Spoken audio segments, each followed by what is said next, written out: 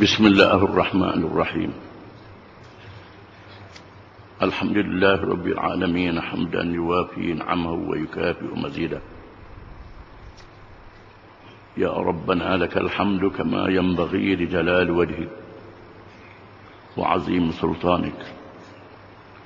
اللهم صل وسلم وبارك على سيدنا محمد أشرف الأنبياء والمرسلين وعلى آله وصحبه أجمعين. أما بعد.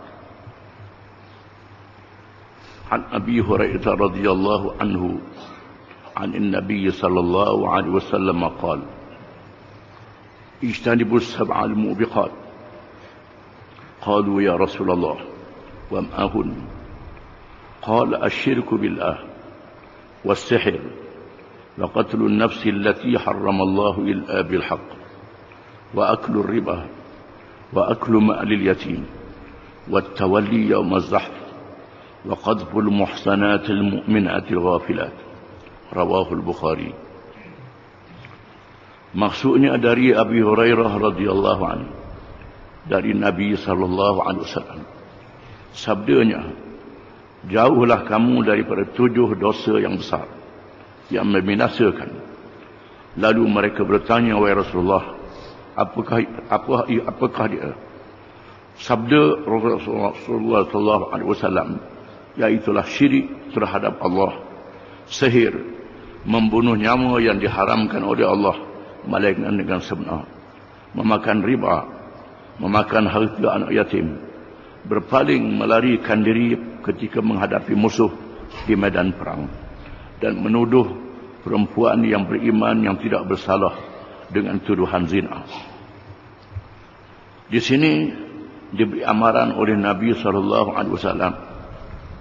7 dosa yang besar, dosa yang membawa kecelakaan, kebinasaan terhadap sesiapa yang melakukannya di dunia dan di hari akhirat.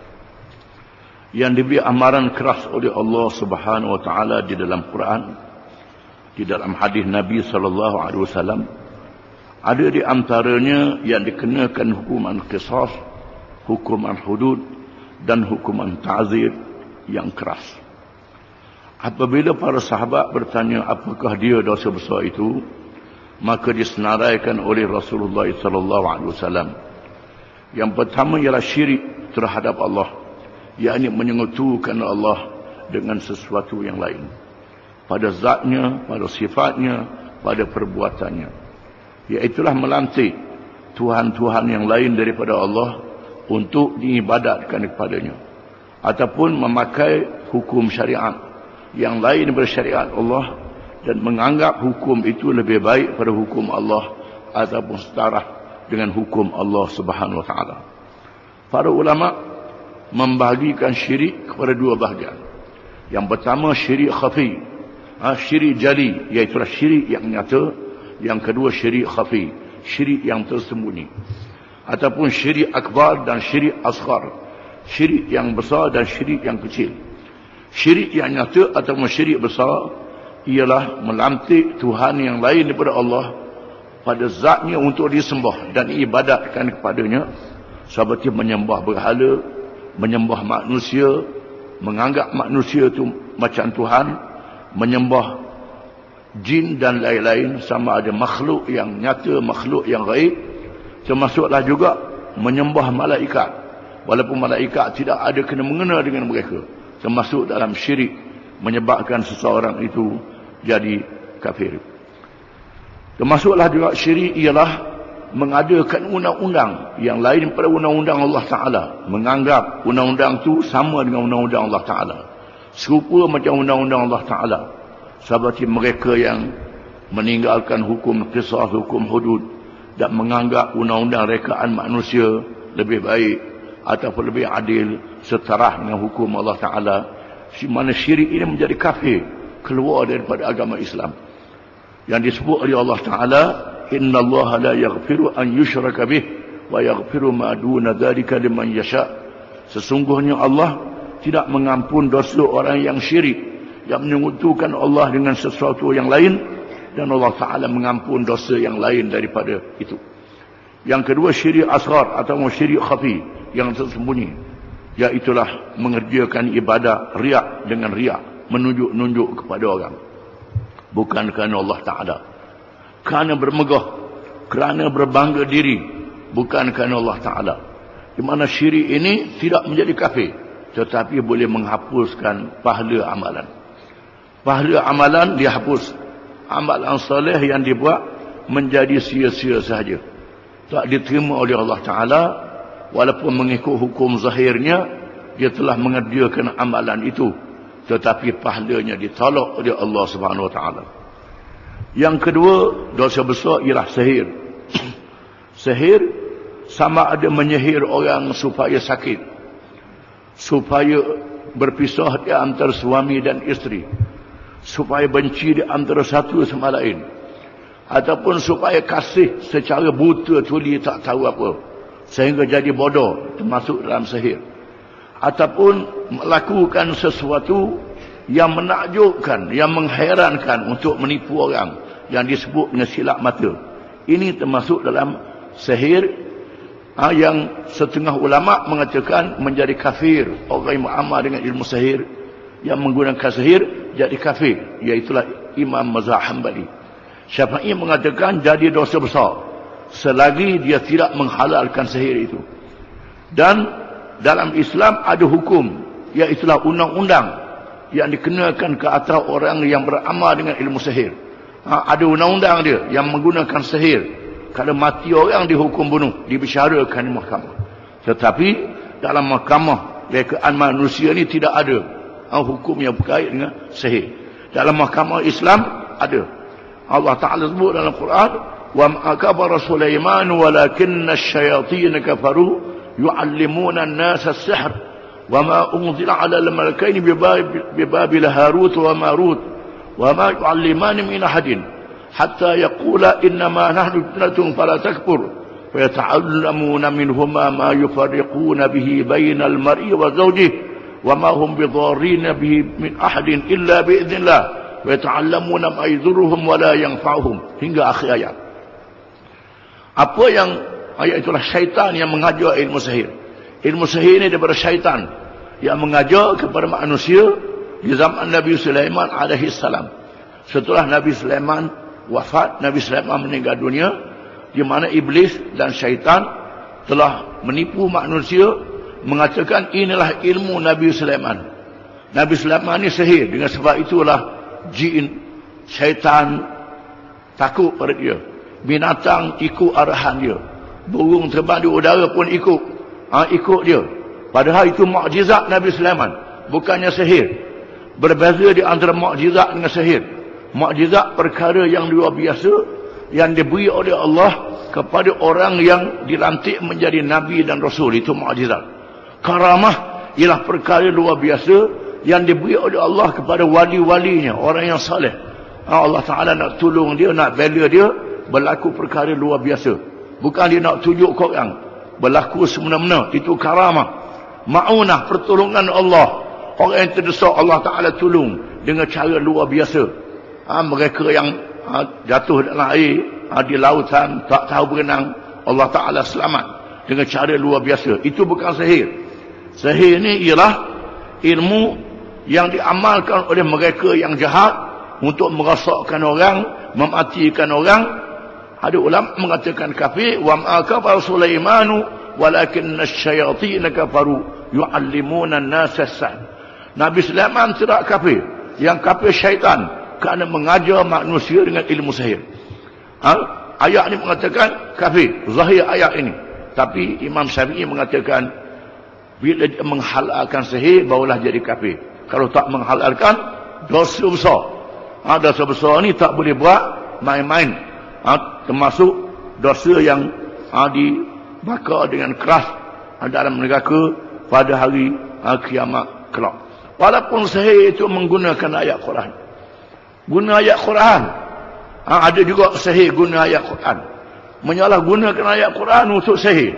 Tapi baca dengan salah. Baca qul huwallahu balik. Baca qul huwallahu balik. Kafir.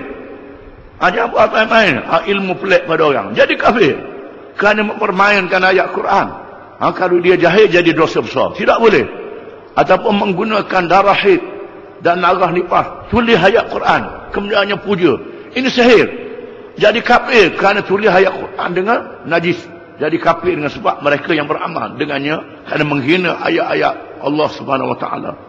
Ataupun melakukan syirik. Dia kata dia tua sehari pada Tuhan. Pada ayah dia tua pada dia. Dia kata itu jadi kafir dengan kata-kata itu. Maka iblis pun tolong berlaku perkara yang luar biasa. Yang kedua, membunuh orang dengan cara yang tidak sebenar. Bunuh orang kerana nyawa manusia sangat bernilai, sangat mahal. Yang beri nyawa ni Allah Subhanahu Wa Taala.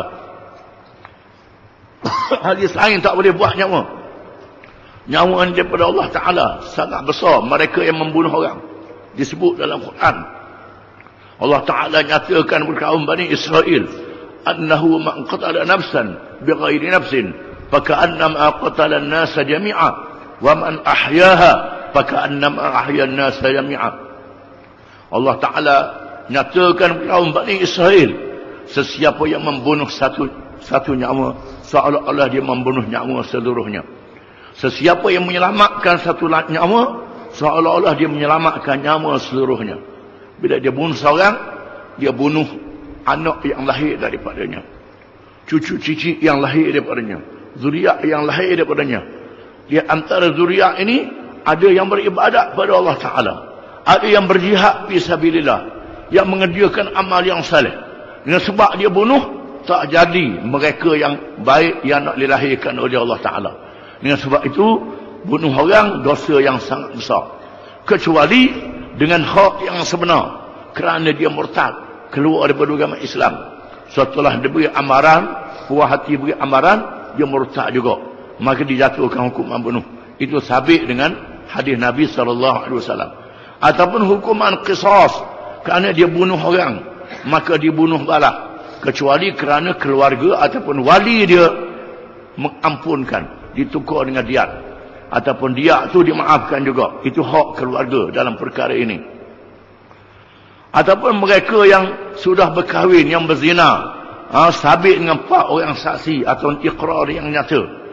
Ataupun mereka yang menentang kerajaan Islam yang sah, kerajaan Islam yang adil, kerajaan Islam yang melaksanakan hukum Allah dengan betul. Bila ada satu kumpulan yang menentang kerajaan Islam yang adil, kerajaan Islam kena panggil dia, tanya dia, mengapa kamu lawan? Kena dengar hujah dia. Setelah dinyatakan hujah dia betul, maka kerajaan wajib kena ikut dia. Kerajaan wajib kena ikut dia kalau dia betul, kerajaan tak betul. Tetapi dia tak boleh lawan dengan senjata, salah, tak boleh. Kalau zalim kena sabar, kecuali kalau kerajaan tu murtad, itu lain cerita, yang tidak membawa fitnah yang besar. Kalau bawa fitnah yang besar, tidak boleh merosakkan agama lebih teruk lagi bila dia angkat senjata. Itu tidak boleh, dengan patah-patah yang diterang oleh ulama dengan jelas. Bila nyata dia mengangkat senjata menentang kerajaan yang melaksanakan syariat Islam dengan adil dan dia salah, kerajaan boleh bunuh dia, dan dia mati masuk neraka. Dan orang yang lawan dia mati syahid, kerana golongan burah, golongan yang menentang kerajaan Islam yang adil, yang baik. Itu hak-hak yang diizinkan oleh Islam.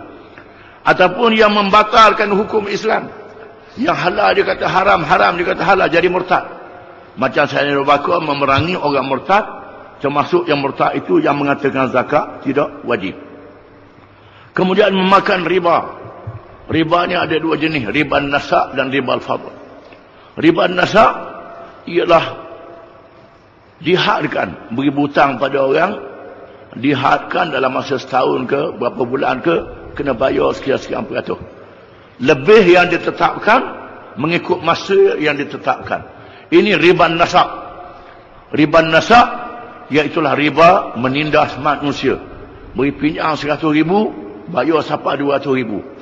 Dihadkan, kalau tak bayar dalam tempoh sekian kena tambah. Ini riba nasa'. Riba nasa'. Ataupun jual barang. Jual, kalau bayar selalu sekian harga. Kalau bayar lambat sikit yang harga, dalam satu masa 2 akad. 2 akad dalam satu masa. Ini nama riba juga. Kecuali dalam satu akad saja. Kerana kawan tu nak bayar lambat, maka dia menaikkan harga dalam satu akad. Satu akad itu lain. Yang tak bolehnya dalam satu akad, 2 akad dalam satu majlis. Ini tidak boleh. Kalau awak bayar selalu sekian harga. Kalau bayar setahun sekian harga. Ini termasuk dalam riba. Riba nasab yang tidak ada khilaf di kalangan para ulama. Yang kedua, riba al-fadl. Riba al-fadl ni biasanya orang kampung. Zaman dulu banyak butang berah. Butang berah bayar dengan berah juga. Setelah beberapa lama masa, tempoh masa, kerana keduri kahwin, beri hutang berah. Lepas tu bayar bila kawan ada keduri kahwin pula. Itu riba yang diharamkan oleh syarak. Kecuali dalam satu majlis. Satu majlis, kawan ni berah jenis ni, berah ni tukar berah dengan berah dalam satu majlis. Mah dengan mah sama juga. Daging dengan daging sama juga. Garam dengan garam sama juga. Iaitulah jual benda dengan benda dalam masa yang berbeza. Itu termasuk dalam riba yang diharamkan, yang termasuk dalam dosa besar. Dan hari ini ternyata riba menjadi sebab kejatuhan ekonomi manusia, kejatuhan ekonomi dunia. Disebut dalam hadis Isra' dan Mi'raj, orang makan riba ni laksana berenang dalam darah, dilontar batu ke dalam mulutnya. Memakan harta anak yatim. Anak yatim ialah anak yang kematian bapanya, yang belum baligh. Dia tak balik lagi, ayah dia mati, tak ada penjaga. Itu anak yatim. Kalau orang tua dah ayah mati, dah yatim. Dah muda dah, lepas dia 15 tahun, ayah dia mati, itu bukan yatim. Yatim ni ialah yang belum balik, ayah dia mati, bukan ibu mati. Ulama mengatakan binatang ibu mati baru jadi yatim. Burung ibu dengan bapak dia mati baru yatim. Manusia ayah dia mati baru jadi yatim. Di mana memelihara anak yatim pahalanya besar. Disebut dalam hadis, an awakafilul yatim kahataini. Nabi sebut dalam hadis, ana wakafilul yatim kahataini. Aku dan orang jaga anak yatim pada hari kiamat macam ini. Macam jari tengah dan jari telunjuk. Dekatnya orang ini dengan aku pada hari kiamat. Tetapi kalau menyalahgunakan harta anak yatim, ambil peluang makan harta anak yatim, itu dosa yang besar. Kecuali kerana dia miskin, dia jaga anak yatim, tak ada orang nak jaga, dia pula miskin, dia makan dengan qadar keperluan bagi dia kerana dia tak akan hidup, itu diizinkan oleh syarak. Jangan ambil peluang. Ambil peluang salah, tak boleh. Kemudian melarikan diri di medan perang menentang musuh Islam, berperang dengan orang kafir. Perang dengan orang kafir, lari takut. Padahal Allah Ta'ala menjanjikan orang yang mati berperang dengan orang kafir ni mati syahid. Mati syahid ni pahala dia besar. Sebaik saja dia mati, dosa dia ampun, dia masuk terus dalam syurga. Bukan macam orang lain. Ruh dia duduk dalam temolok burung yang hijau dalam syurga, terbang dalam syurga. Dia boleh beri syafaat 70 keluarga dia yang masuk neraka. Dikahwin dengan 70 bidadari dan kelebihan-kelebihan yang lain. Maka sahabat-sahabat Nabi berebut nak mati di medan perang. Kena percaya mati di medan perang kerana menegakkan Islam, memenangkan Islam. Mati syahid, pahalanya sangat besar di sisi Allah Subhanahu wa taala. Tiba-tiba lari takut. Kecuali lari kerana mutahayyizan ila fi'atin, mutahayyizan liqitalin, kerana taktik peperangan. Dia berundur bukan lari kerana nak helah musuh, nak ambil tempat yang kuat di bukit. Dia berundur kerana nak lawan di tempat yang sedap menghadapi musuh, atau bukan dia nak bergabung dengan satu pasukan yang lain. Oleh kerana musuh ramai sangat, maka dia nak bergabung dengan pasukan yang lain untuk menentang lagi lepas pada itu. Kalau masih berundur kerana taktik peperangan, itu tidak salah. Ini berundur kerana lari, tak boleh lawan. orang kafir yang menentang Islam. Dosa besar. Termasuk dalam dosa besar. Dan yang akhirnya menuduh perempuan yang terpelihara daripada zina dengan zina. Perempuan yang beriman, yang tidak bersalah, dituduhnya berzina. Nak tuduh orang, mesti kena ada pak saksi. Kalau tak ada pak saksi, tak boleh nak tuduh orang. Tidak boleh. Salah. Kalau tidak, kena hukum hudud. Disebab sebanyak 80 kali. Terhadap orang yang menuduh zina dengan tidak ada pak saksi. Apalagi orang tu sahaja nak dipitnahkan. Nak dipitnahkan. Sedap cakap. Ataupun dengar berita daripada orang sebuah pulak, termasuk dalam dosa besar. Dan kena bertaubat, kena beristighfar. Dosa yang sangat besar di sisi Allah SWT. Dan orang yang buat kerja dosa besar ni fasik. Fasik ni tak boleh jadi saksi di mahkamah. Kalau dia beritahu bulan Ramadan ataupun nak raya, dia beritahu nampak anak bulan, tak boleh terima cakap dia. Itu fasik ni berat. Cakap dia tak boleh diterima. Kalau dia kata nampak anak bulan, tak boleh puasa esok, tak boleh raya, kerana dia fasik. Iaitulah hukuman terhadap mereka yang melakukan dosa-dosa yang besar. Wallahu a'lam.